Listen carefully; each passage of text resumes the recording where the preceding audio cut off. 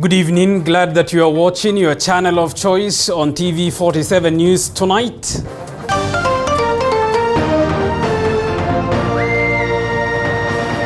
Tonight, President William Ruto rewards loyalties but fails to deliver on his 50% women in cabinet promise as he unveils his cabinet. I am proud to announce the men and women who will serve in the cabinet of the Republic of Kenya by God's grace.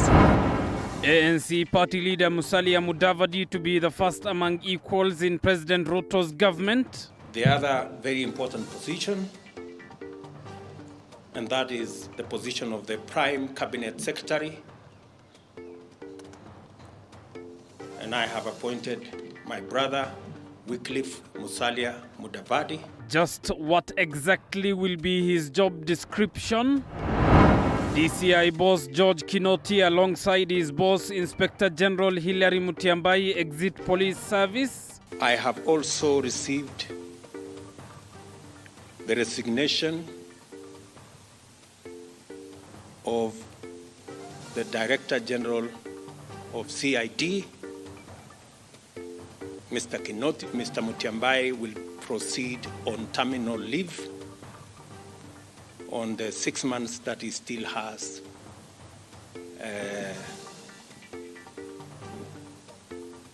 of his contract. This as Ruto nominates former Nairobi County Police Commander Japheth Koome as the new Inspector General of Police.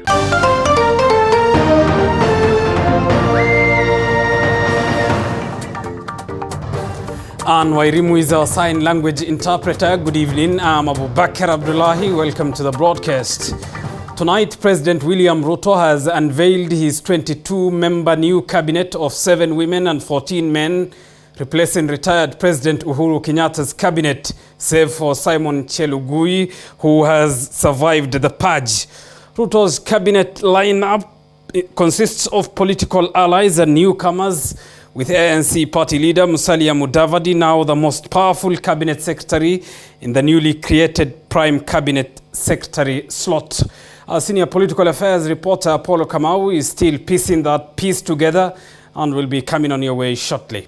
Now, President William Ruto has assigned duties to his deputy Rigathi Gachagua, aiming at having a cordial relationship with his deputy. The president made the announcement while unveiling his cabinet, in which Musalia Mudavadi will be the Prime Cabinet Secretary. The two, Gachagua and Mudavadi, will have clear roles to undertake while serving in the Ruto-led Kenya Kwanza government. Moige William now reports.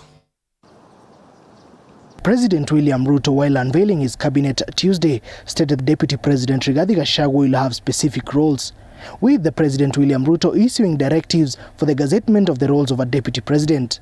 Assigning roles to the Deputy President will be a complete shift from the way former President Uhuru Kenyatta led his government, where William Ruto served as Deputy President with no specific roles assigned to him, and only protected by the Constitution when their relationship ended in acrimony. I am sending an executive order for print to assign my deputy very clear responsibilities that will assist me be able to discharge the responsibility, the heavy responsibility put on my shoulders by the people of Kenya. Deputy President Gachagua will have 7 roles, among them overseeing implementation of all cabinet decisions across all ministries and departments, among others. The president says the roles of the deputy president will be in line with the constitution. The deputy president will deputize the president in the execution of all president's functions that are allowed by the constitution and law. He will chair cabinet committees. He will oversee the implementation of cabinet decisions across all ministries and departments. As for Musalia Mudavadi, he will be the third most senior official in the Ruto-led government after the president and his deputy Rigathi Gachagua, after being appointed the Prime Cabinet Secretary by President Ruto. Among the roles delegated to Mudavadi will be overseeing government projects, coordinate national legislative agenda, and facilitating interministerial work of cross-functional programs. The other very important position, and that is the position of the Prime Cabinet Secretary. And I have appointed my brother, Wycliffe Musalia Mudavadi, into that office. That office is probably the most senior office after the office of the President and Deputy President. The appointment of Mudavadi follows the agreement within the Kenya Kwanza coalition after the ANC leader joined the Ruto-led team in January 2022. I have set out functions for that office. He will assist the President and Deputy President in the coordination and supervision of government ministries and state departments, in liaison with the ministry responsible for interior and national coordination, oversee the implementation of national government policies, programs, and projects. Mudavadi joins the Kenya Kwanza government with a rich history of public service. He served as Kenya's 7th Vice President under the former late President Daniel Arap Moi. Mudavadi also served as a Member of Parliament for Sabatia, being first elected in 1989 and re-elected in 1992, 1997 and 2007. He served the country as a minister, with his first appointment being the Ministry of Supplies and Marketing before serving in the Ministry of Finance between 1993 and 1997. He also served as a Minister for Communication, Transport and Agriculture. Mwigi William, TV47, Nairobi. Now, President William Ruto has nominated 7 women to serve in his cabinet months after promising a 50% women cabinet.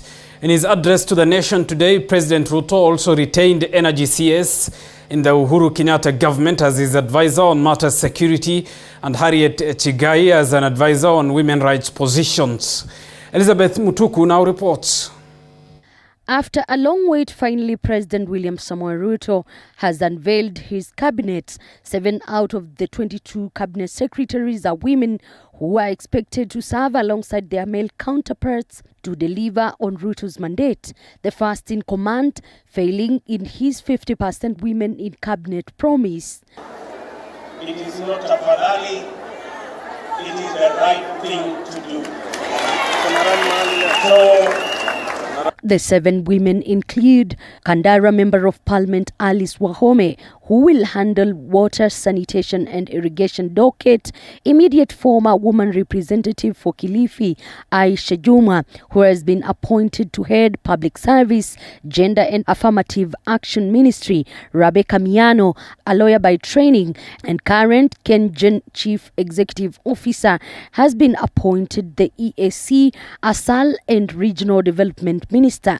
Nominated Senator Soipan Tuya is the President's nominee for Environment and Forestry Ministry. Penina Malonza, who is the former Deputy Governor for Kitui, will now be in charge of tourism, wildlife and heritage. Former Trans Nzoia woman representative aspirant Susan Nakumicha Wafula has been appointed to head the health docket, and former woman representative for Kericho County Florence Bore has been appointed as Labour Cabinet Secretary. Public Service, Gender and Affirmative Action, the Honorable Aisha Jumwa Katana. The Minister for East African Community, Arid and Semi-Arid Lands and Regional Development, Rebecca Miano. President has also appointed Mary Wanjao as secretary to the cabinet. Other appointees include Monica Juma, who will serve as National Security Advisor, and Harriet Chigai, who will serve as Women Rights Agency Advisor. The appointments I have made this afternoon. Other appointments will follow in due course on the other areas that are part of the team that will work with me and my 2 brothers and the entire cabinet in making sure that we implement the program and the plan upon which the people of Kenya voted for us. Elizabeth Mutuku, TV47, Nairobi. Now, after President William Ruto's nomination of lawmakers Aden Duale, Alice Wahome and Kipchumba Murkomen as cabinet secretaries in his government, this will now lead to by-elections in their respective areas. The UDA party will also be required to replace Soipan Tuya as a nominated member of parliament after her nomination to the cabinet. Lucky Hariano with the details. After a lengthy meeting chaired by President William Ruto and attended by outgoing cabinet secretaries at the State House, finally the president unveiled his cabinet, ending weeks of speculation. After the meeting, Ruto named the 22 nominees to the cabinet. Garissa Township Member of Parliament Aden Duale has been appointed as the Cabinet Secretary for Defense. His Kandara counterpart Alice Wahome has been appointed as the Cabinet Secretary for Water and Sanitation, with Elgeyo Marakwet Senator Kipchumba Murkomen appointed as Transport Cabinet Secretary. According to the Constitution, following the appointment of Aden Duale, Alice Wahome and Kipchumba Murkomen, they are expected to resign as per the Cabinet Secretary Constitution, Chapter 9, Article 152.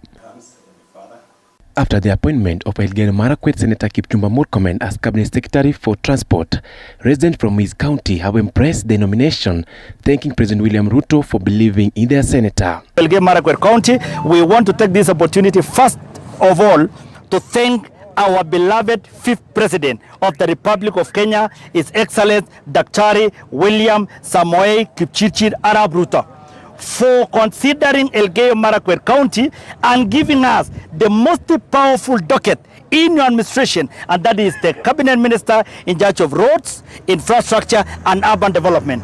This now means Kipchumba Murkomen, Aden Duale and Alice Wahome seats will be vacant after the Senate and National Assembly speakers declare them so officially, with IEBC expected to gazette the dates for the by-elections. Another by-election is expected in Bungoma County for the senatorial seat after the resignation of National Assembly Speaker Moses Wetangula. Lucky Hariano reporting for TV47. Now, President William Ruto has nominated Japheth Koome as the Inspector General of Police. This follows the exit of Hilary Mutyambai, who has taken an early terminal leave. Meanwhile, DCI boss George Kinoti has also resigned. This story was prepared by Andrew Juma.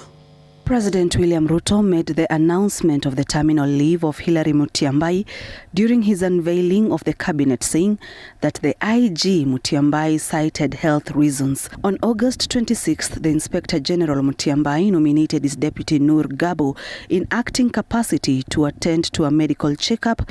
In his position, Ruto has nominated Engineer Japheth Koome to the position of Inspector General of Police. Koome, a former Nairobi County Police Commander, is the current commandant of the National Police Service College, Kiganjo. After discussing with Mr. Mutyambai and in consideration of his service to our nation and his health situation, I have accepted that Mr. Mutyambai will proceed on terminal leave. Koome's name is now expected to be presented to Parliament for approval.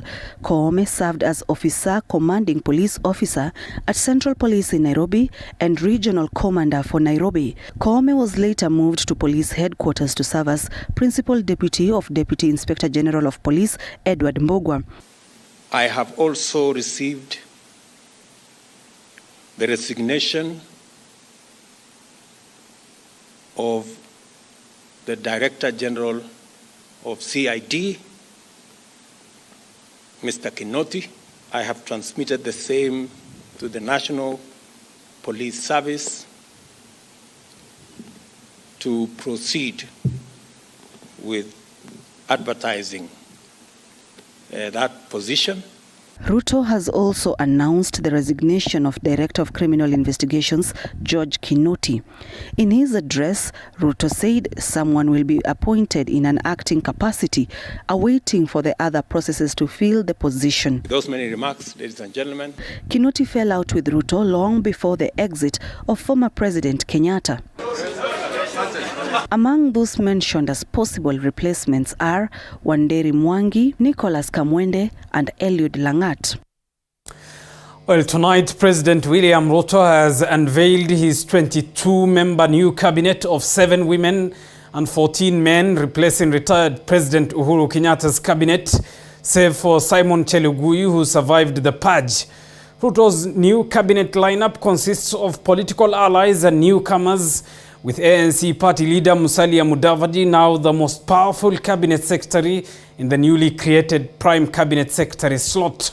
Our senior political affairs reporter Paulo Kamau has the details.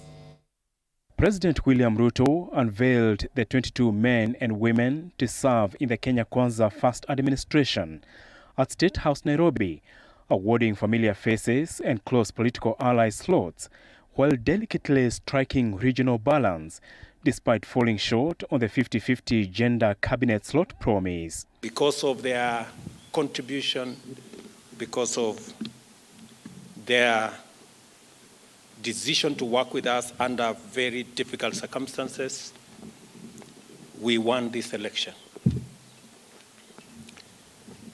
Today, I am proud to announce the men and women who will serve in the cabinet of the Republic of Kenya by God's grace. ANC party leader Musalia Mudavadi is now the prime cabinet secretary, with former Tharaka Nithi Senator Professor Kithure Kindiki appointed as a cabinet secretary to the powerful interior docket. Appointed too was former Machakos Governor Dr. Alfred Mutua, who will head the Foreign Affairs Ministry, as former Nyaribari Masaba MP Israel Mashogu becomes the Cabinet Secretary for Education. Former Cabinet Secretary in President Uhuru Kenyatta's administration, Davis Chirchir, made a comeback as a new CS for Energy and Petroleum, with former Chief Executive Officer at Kenya Generating Power Company Kengen, Rebecca Miano, now the CS for East Africa Community, Arid and Semi-Arid Lands.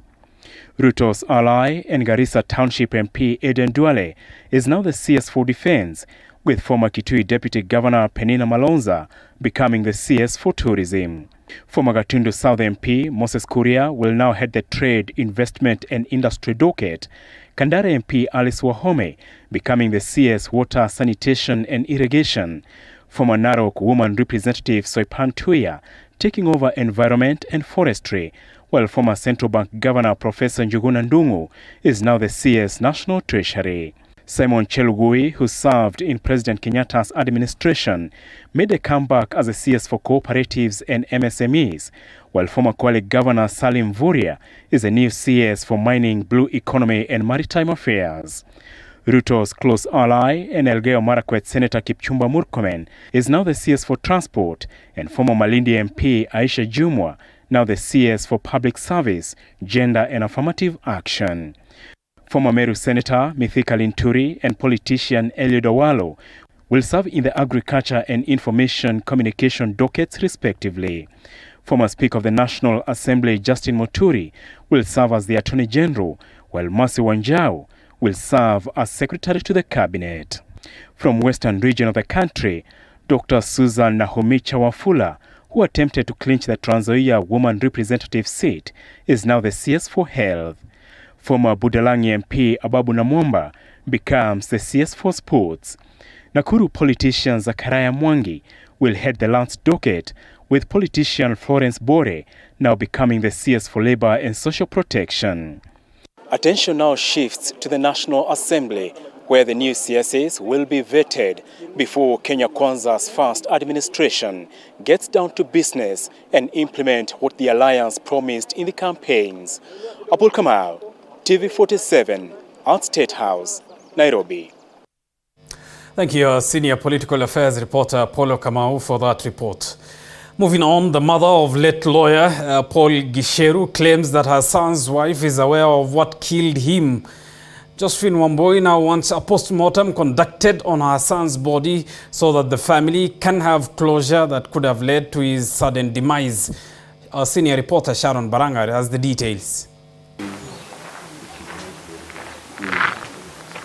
A cloud of sorrow has been hanging at the home of the mother to the late lawyer Paul Gicheru at Annex Estate in Eldoret, Uasin Gishu County. This is after they received news of the untimely death of Gicheru, who was found dead at his home in Nairobi. Gicheru's mother, Josephine Wamboi, claims his son's wife knows what caused his son's sudden death. Mimi nakwambia hii mabibi munaoa. Angalianga boma kwanza. Ujue huyu anatoka boma gani, ni wa ukoo gani, ndio ukae naye. Kwa maana guka yake aliniambia ameoa mwoto. Wamboi wants a post-mortem done on Gicheru's body so that the family has closure of what could have led to his sudden death. Ni sumu. Hata nilimupigia juzi. Nikamwambia kumbe ulishukua mtoto yangu Eldoret ukauwe. Mimi nataka apelekwa apasuriwe waone ni nini. Kuona mtu anaanguka tu bure hivyo sio rahisi. Sio rahisi. Na kukua mgonjwa sio rahisi. Kuna kitu alipewa. Hii kifo ya ndugu yetu imetushika na mshangao. Kwa sababu on Friday tuliongea naye. Last Friday. Nikamuuliza unaendeleaje? Akaniambia ako mzima na hana shida. Akaniuliza mnaenda kuona mama, nikamwambia tunaendanga. Ndugu yetu hakukuanga na maneno mingi. Alikuwa tu anatakanga kujua hali ya mama inaendeleaje, tunaendeleaje. Sasa hata wakati yenye tulisikia ameaga, tulishikwa na mshtuko.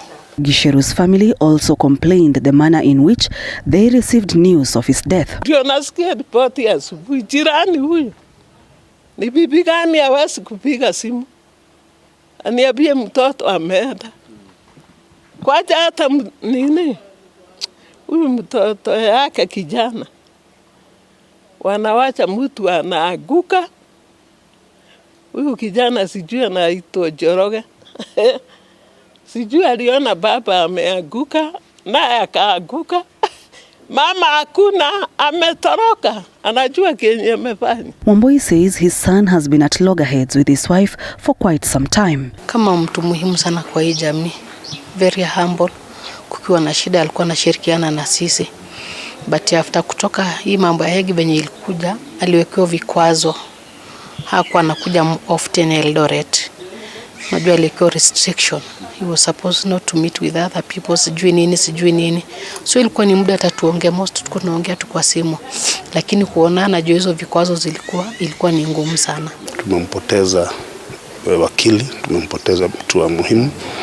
Na pili ni kuomba serikali iweze kufanya uchunguzi wa kina kabisa ili waweze kudhibitisha ni nini kilisababisha kifo chake. Wamboi has 8 children. Gicheru was the third born and she says he was the pillar of the family and one whom many depended on. Sharon Baranga, TV 47. Now, officers from the Forensic and Homicide Department of the Directorate of Criminal Investigations are investigating the tragic death of lawyer Paul Gicheru, who had a pending case at the International Criminal Court. And as Elizabeth Atieno now reports, speculations are rife on the real reasons behind the lawyer's death. Silence has dominated the Northwood Villas in Karen, Nairobi. The only sound heard in this area is that of specific oncoming vehicles currently on a journey to establish what killed lawyer Paul Gicheru. Gicheru's death was confirmed at about 11 p.m. on Monday the 27th of this month through his lawyer Michael Canavas. It is alleged that Gicheru was with his son, wife, father-in-law and house help when he breathed his last. This incident has since left a section of renowned lawyers in the country scratching their heads and brainstorming their legal minds as they seek to ascertain what killed their learned friend. The cause of death is not really known. It is still being investigated by the authorities. I have met some of the senior police officers who are investigating the death. I'm told that they were here yesterday and they are continuing to investigate the matter. So the best we can do at the moment is not to indulge ourselves in any kind of reckless allegations at all. Let us find out what the investigators will come up with. We are alive to the fact that he was not at the peak of his health, but we would want that the cause of his death be established in a manner that then would put to rest any concerns that the death is nothing than a natural one. Since his death, there have been speculations that the deceased might have been poisoned together with his son, who is currently receiving treatment at the Karen hospital. However, a section of family members, through lawyer John Kamenwa, have refuted the claims. And what I'm reading in social media, that he probably ate some food and so on, it doesn't appear to be so. Yeah. And the son, who is now in the hospital, it appears to me that he was just shaken and struck, seeing his father dying. We also understand that his son, who was with him and they had had a meeting before his death, is also in critical condition in a hospital. And we just want to take this opportunity to wish him a full and a speedy recovery. Lawyer Paul Gicheru was facing 6 counts of bribery and corruptly inducing witnesses to interfere with case against President William Ruto and journalist Joshua Sang that was dismissed in 2016. Questions now continue to abound as to whether the ICC case was in any way linked to his death. He came back. I inquired as to why he had left for The Hague.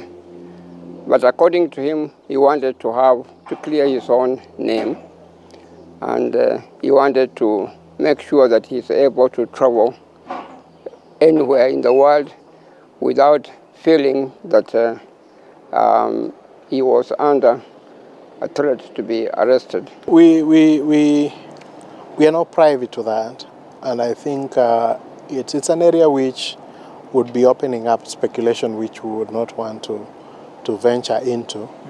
What is a matter of record is that there was an attempt to extradite him.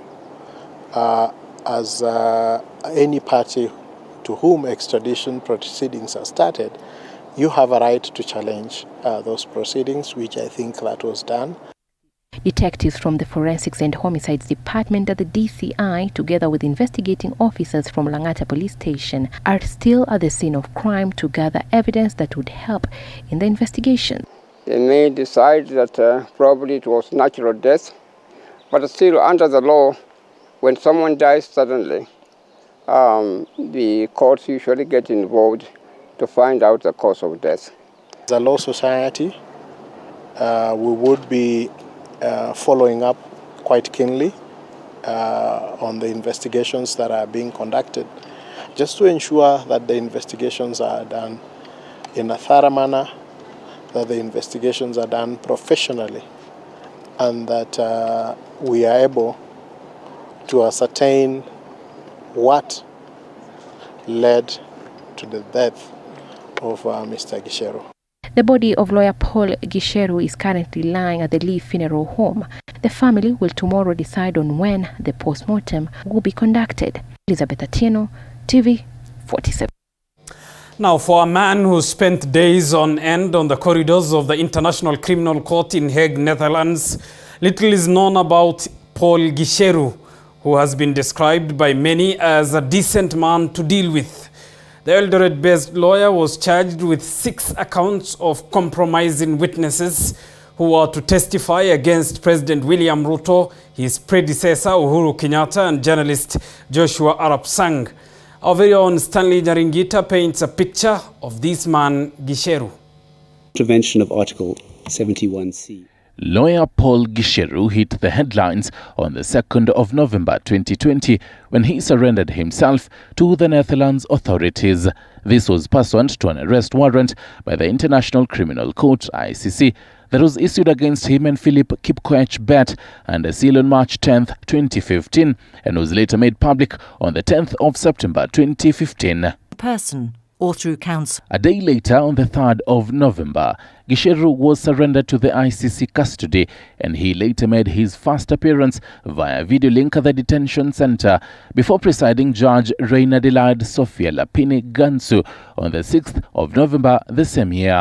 This surrender was without coercion from anybody. It was voluntary, and I did so at my own expense.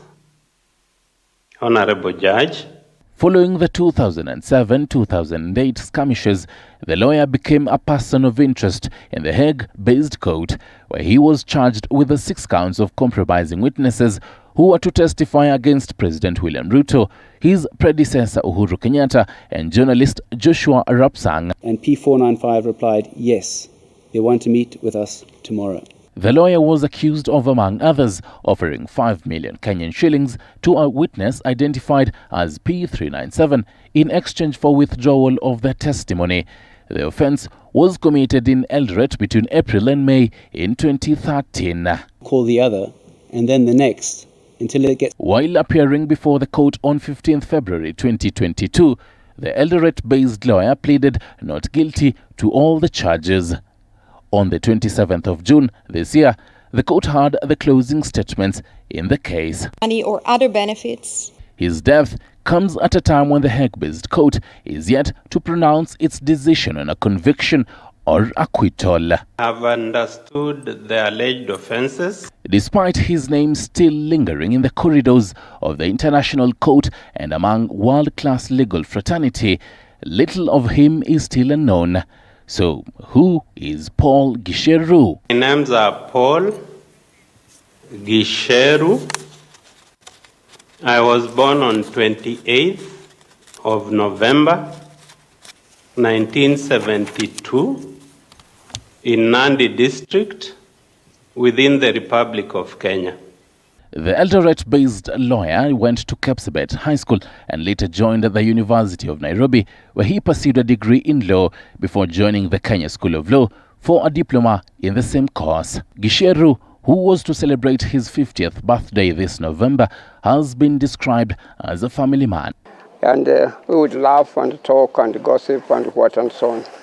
As a friend, I feel hurt that I've been deprived of someone whom I thought was decent, a gentleman, a fair-minded person who has died at a very early age and who has died suddenly. After finishing his studies, he joined the Kalia and Company Advocates before he left and started his own company, Gicheru and Company Advocates, in Eldoret town.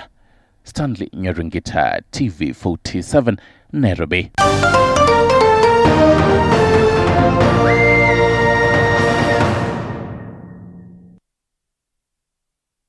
You are watching TV 47. Disability is not only limited to physical disorder, but also mental issue. From depression. I was under depression for like 2 years. Bipolar. Bipolar disorder is a mood disorder. And even suicidal thoughts. When I was just about to hang myself, a certain voice just talked to me, and I believe that was God. I tried suicide more than 6 times. Beyond the Limit has gone beyond its limit to find answers so as to help everyone go through life with ease. Join Muthoni Maina every Saturday at 7:30 p.m.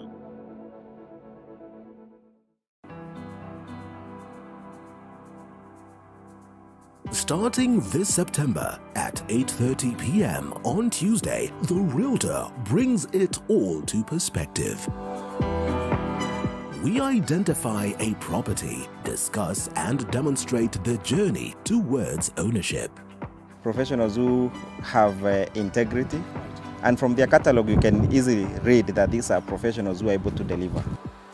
Everywhere you go, you have to up your games, you have to go with the trends. Not forgetting the margins as well as the risks that come along. The runaway prices of the land.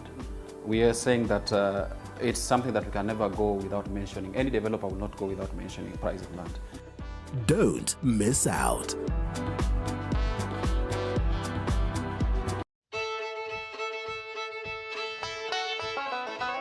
Do you want the latest news on farming? We've got the WikiLeaks for you. Get it? No? Well, okay. Every week, we give you insights on different farms, from crop farming to animal keeping. They're very hardy insects, yeah? The larvae is a very hardy insect. We look forward to having an optimum production in maybe about 5 years. Yes. Yeah. So we plant every week and we harvest every week. Join Violet Njoki every Sunday at 6:30 p.m. as we skooma the wiki. It's not all the time you have to read your farm. Sometimes it's of benefit.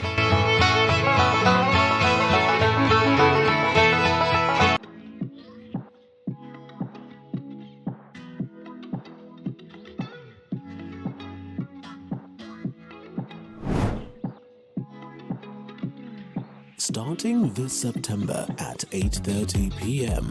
Hi and welcome to The Grind. My name is Violet Njoki. We continue to provide the platform that aims to inform and educate on business-related matter. We are here to ask all the relevant questions on your behalf. When it comes to a catering business, do you need licenses? Yeah, a lot of it. And inform you what is happening in the business arena. Be sure to stay tuned.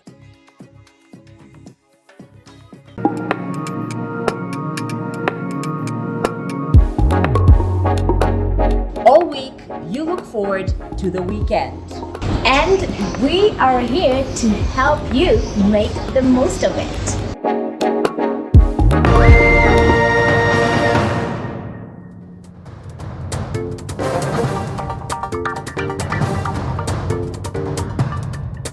Welcome back. Thank you for staying with Kenya's fastest growing television. Let's get to more news. And Deputy President Rigathi Gachagua has reiterated the commitment of the government to ensure peace is restored in Kerio Valley. Speaking after meeting leaders from the affected region, Gachagua has asked police to avoid brutality if deployed in the region, referring to the most recent attacks in Turkana County, which saw 8 police officers killed. Chepto Boit with the details. The county government.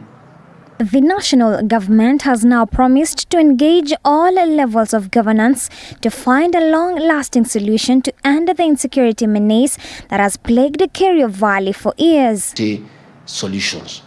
Led by Deputy President Rigathi Gachagua, regional security heads, governors and the leadership of the 6 affected counties have agreed to finalize on all proposals agreed today to seek clear intervention to curb cattle rustling and security lapses in West Pokot, Turkana, Samburu, Laikipia, Baringo and Elgeyo Marakwet. You are aware during our campaigning period, I went throughout the North Rift. I was in Iten, I was in Kabarnet. I was everywhere, and I gave an undertaking on behalf of my boss that once we are elected and sworn into office, we'll sort out the insecurity issues in Kerio Valley once and for all. The second in command has disclosed that President William Ruto is concerned about the constant attacks in the North Rift and is working round the clock to restore peace and security to allow daily economic activities. And I want to assure you that President William Ruto has given a commitment that he'll apply his office and what goes with it to ensure that peace and security is restored and people can go on with their economic activities without hindrance. Children can go to school without fear. And the people of that area can know peace and live peacefully. Gachagua has further asked the police not to be brutal and vengeful if deployed in the affected areas, referring to the most recent attack in Turkana, which saw 8 police officers, a senior chief and a renowned female peace ambassador dead. As much as the people of Turkana County are aggrieved, our officers are equally aggrieved. And we have also asked them to be calm, so that they don't act emotionally.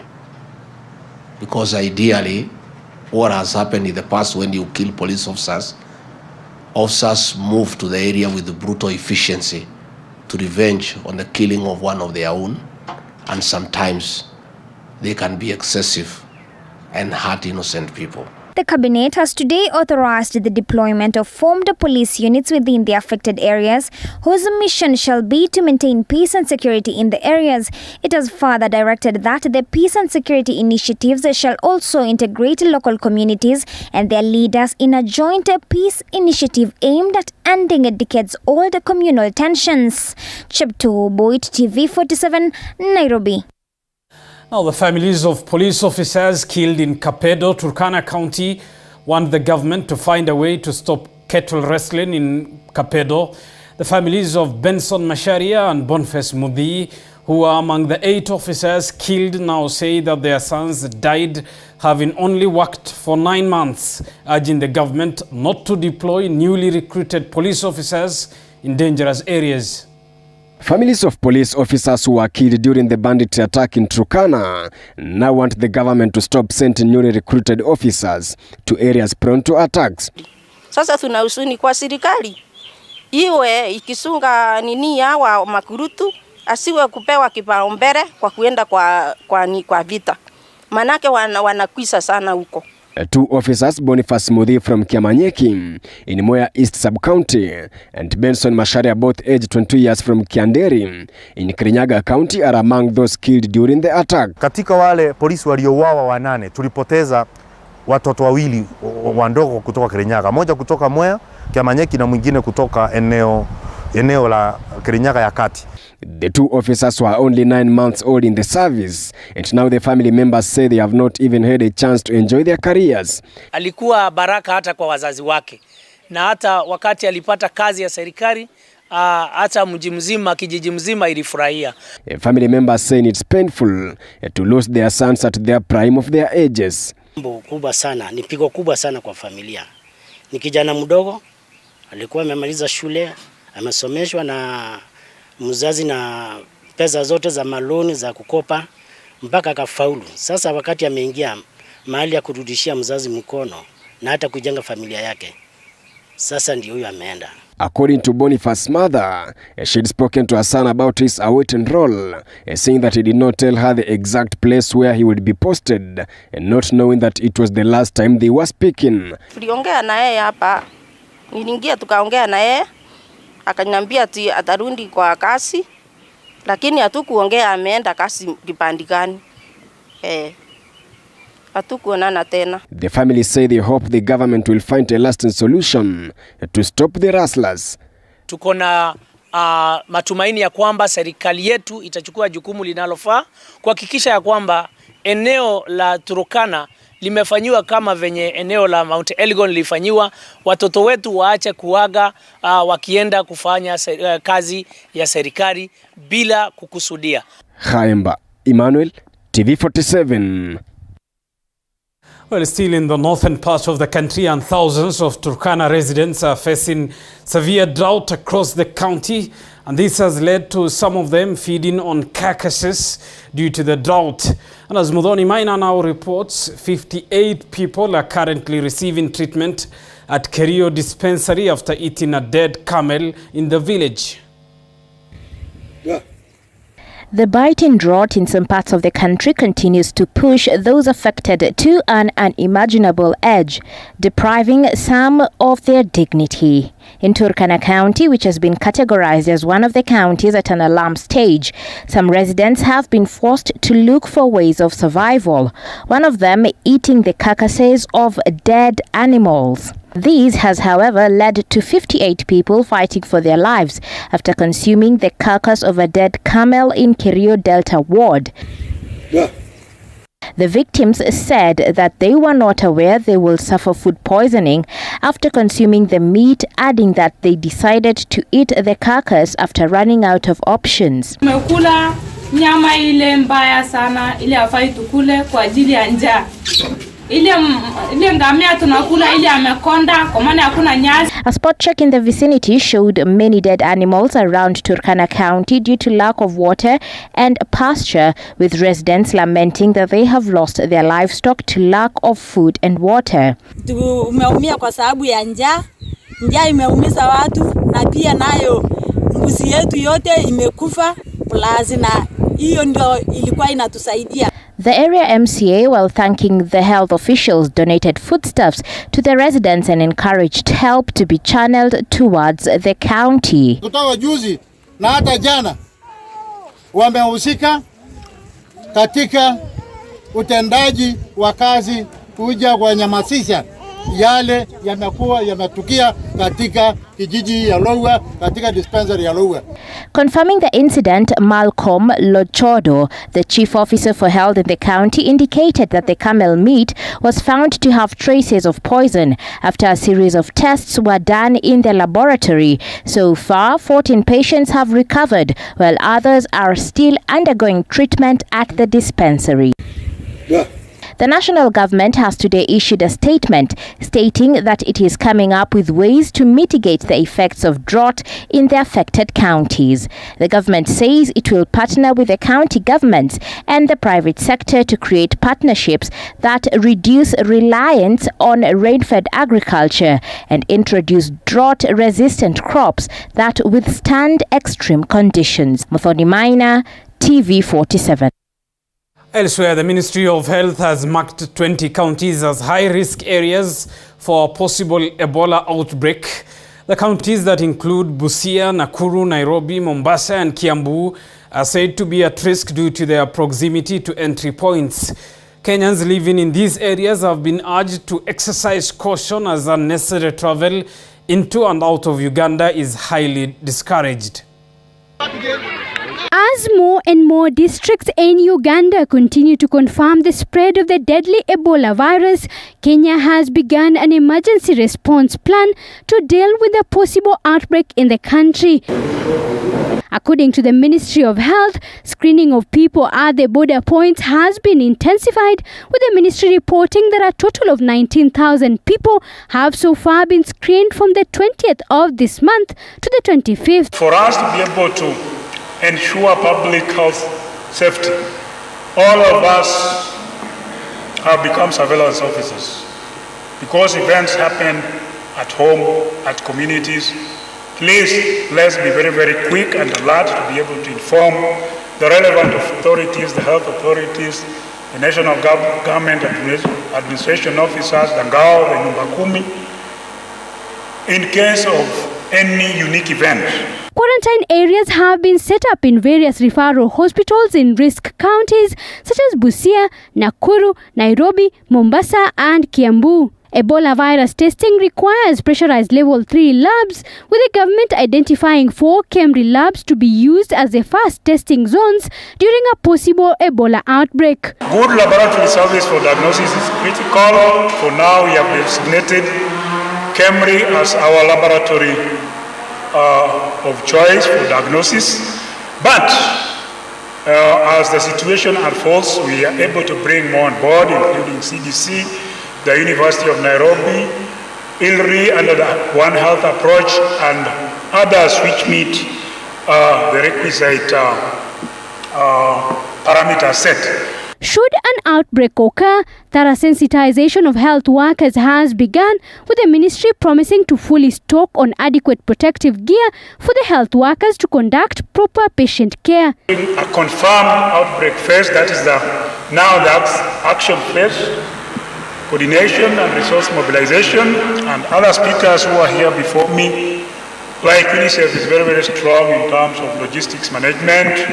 When we require specialized PPEs for Ebola, not the ordinary ones, then we can be able to leverage on UNICEF through their supply division in Denmark to be able to ensure that the supplies reach here in a record time. In Trans Nzoia County, the government has ordered morgues not to receive bodies from Uganda as part of precautionary measures to curb the spread of the disease in the country. Health workers' unions have recommended that the government faithfully adheres to the emergency response plan and borrow lessons from other countries that have previously witnessed an Ebola outbreak. According to them, an Ebola outbreak is more deadlier than a COVID-19 outbreak and should therefore be treated with the urgency it requires. I want to assure Kenyans that Ebola does not compare in any way to COVID-19. It is more fatal, it kills more. In fact, I think as per the statistics, it has a fatality rate of well above 50%. There's need that the stakeholders' engagement, that when an outbreak has been announced in Uganda, it should not be a matter only of the Ministry of Health, but it should be a matter that is discussed both with the Council of Governors, with the counties, and with the healthcare workers, because preparedness needs the entire population to understand the disease, to understand the pattern, so that we all can take mechanisms to prevent it. Zainab Mohammed, T47.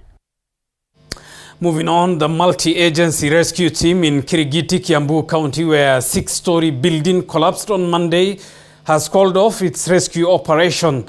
National Building Inspectorate engineer says that they have begun testing of materials used to build the 6-story building. Joseph Kimani, who was once a mason in the building that collapsed yesterday, said he abandoned the job after realizing the building was trembling due to poor supervision and construction.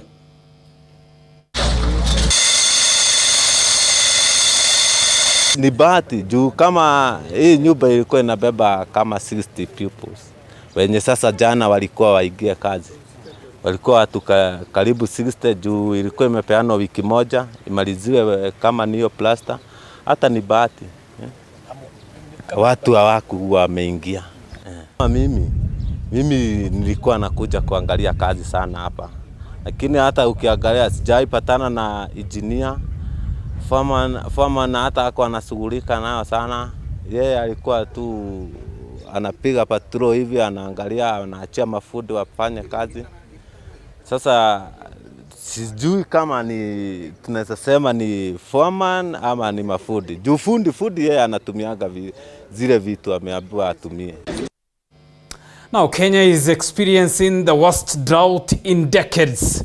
At least 1.4 million people of the close to 5 million affected by drought are the most vulnerable in the crisis. But how sustainable is offering food reliefs to the affected people? Our reporter Flora Limuki spoke to Asha Mohamed, the Secretary General of the Kenya Red Cross, to shed more light on this topic. Take a look. The drought situation continues to worsen in the 20 out of the 23 ASAL counties, and it is estimated that at least 5 million people could be facing the food crisis by the end of December this year. But to get a broader understanding of how dire the situation is, I am joined by the Secretary General for Kenya Red Cross, Dr. Asha Mohamed. Dr. welcome and thank you for creating time to speak to us. How bad is the situation at the moment? The situation is quite dire, I would say, because I have been to these communities before, and so going back again, I can clearly see the change, that the situation is getting worse, that people are, losing even some of the little coping mechanisms they had, which was sustaining them to some extent, and now they're really, desperate for external support. I think I would say the situation needs attention and urgently. Because if left to continue, then we hope we do not speak of a different story.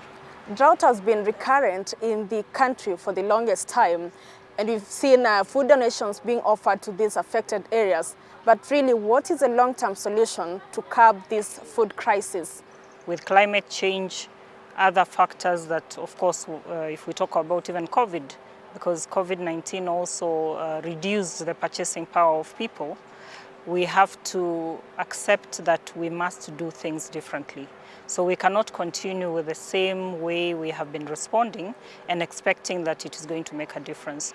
So the relief food is okay, you would say, for now, because the situation that people are in, they need food today.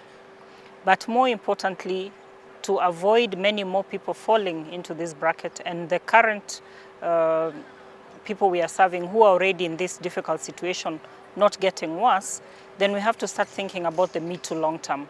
And the critical issue for me is, first of all, the question of water. We must increase access to safe water. This is critical both for human beings and also for animals. As Kenya Red Cross, we have done a mapping in a lot of these areas, and we have identified that there are many water systems that have broken down for very many reasons, whether it's the lack of the maintenance, maybe it's even now because of drought, the pressure that you have in some places. You have a borehole that's on a generator that has been running 24/7 because people have to continuously come and draw water, so it ends up breaking down. That these are systems that can be rehabilitated for a reasonable amount of money and can already begin to give people some relief, while we now look at the longer term interventions. For example, we are saying Kenya is not short of some good source of water as well, whether it is the water that comes in the form of rains, which ends up causing floods. How can we harness this water? But some of these counties as well that are affected have, for example, some of the rivers running through, like Tana River. We need to be able to tap this water, bring it closer to where people are, and also then support them to be able to even use it for growing their own food. The conversation on climate change cannot be ignored when we come to matters of this disaster. What role does climate change have to play in all this? Climate change has resulted to changes, for example, first in the patterns of weather. So already we see, for example, just talk about Nairobi. The kind of cold season we have had this year is something that maybe we have not seen in a long time. But you find areas where traditionally would receive a lot of rain are not receiving as much. You'd also find some areas that traditionally would be receiving little rain, and they are now getting floods. So those kind of changes, but more importantly also the severity of the changes we are seeing. Because climate change also has not happened just today. It's been slowly happening, and because again, as a community globally, we have not tackled it in a comprehensive way, it is getting worse. So we are finding that even the disasters that are happening in such a way that the impact is greater. Yeah. Well, that has been Dr. Asha Mohammed,